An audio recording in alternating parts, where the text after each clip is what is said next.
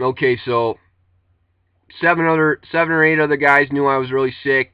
They didn't want to be around me. They didn't want to possibly catch whatever STDs I had from the toilet seat or however. So they rolled me out of the 8-man cell in F, and I was glad because there was a lot of toxic mold in there. Not as bad as EPOD, but bad enough. So they put me in this 1-man cell in G. Now there was drunken bum puke all over the side of the walls. They didn't never bother to clean it. It was so caked up, you needed like a spackling knife or a razor blade in a week to scrape it. But I managed to get it clean enough in there so I could tolerate living in there. Um,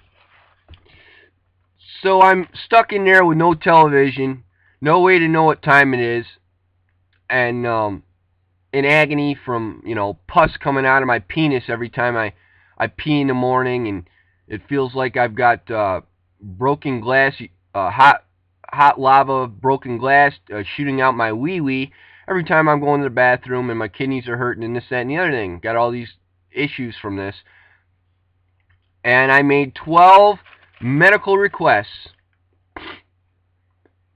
Not only that, but I've got problems with my teeth. I needed new fillings or some teeth pulled, and they were acting up while I was in jail.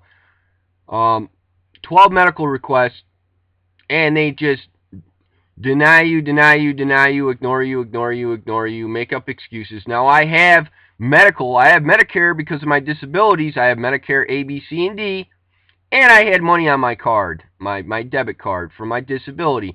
Now they just kept ignoring this fact and making up excuses why they couldn't get me in yet. And they do this to everybody. There's a story being written right now or soon about all of this or some of this.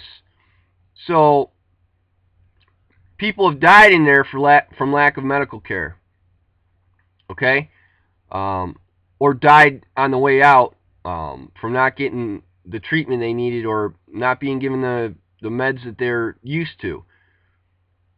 So they're starting to open up the Pandora's box on what's going on here, on top of the mold in the jail and all the other stuff they do. But my legal mail was being read, and some of it was being tampered with by one of the sergeants there. Most of the staff was good to me, but there were a few of them, like Officer Tibbetts was one of the ones that arrested me that night on the Sylvia deal, and a couple of these other ones are just pure evil, but most of them were good, and they started to realize I wasn't a bad guy, and they were trying to help me get out of there. But quite honestly, uh, it all rests on the vindictiveness of the DA's office. Now, Sylvia was in jail the whole time, cackling and laughing and carrying on like a lunatic, and having trouble getting along with other people in there, and constantly asking when she was going to be released, and trying to start trouble with me when I was on a transport. She was making up stories about me that weren't true and trying to antagonize me the whole time I was in there. It was pure hell being like, I don't know, 15 to 30 uh, yards from her at all times. And I heard specifically one of the sergeants get up, at the morning basically meeting and state, "Do not let any of Helfrich's mail go out on my shift."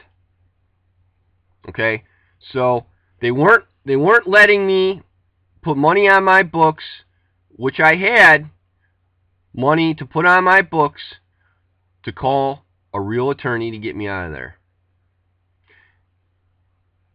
Harry Keene came in around 5 to 7 days after I was incarcerated. It's hard to tell. The records will have to show when exactly that was, because when they stick you in a cell with no television, no clock or anything, it's kind of hard to say, well, that you can't even use a sundial. It's kind of hard to gauge when you were, what exact day and what exact time, but records will show when Harry Keene came in. But this coming up at the next segment is what Harry Keene said. We're going to get to that now.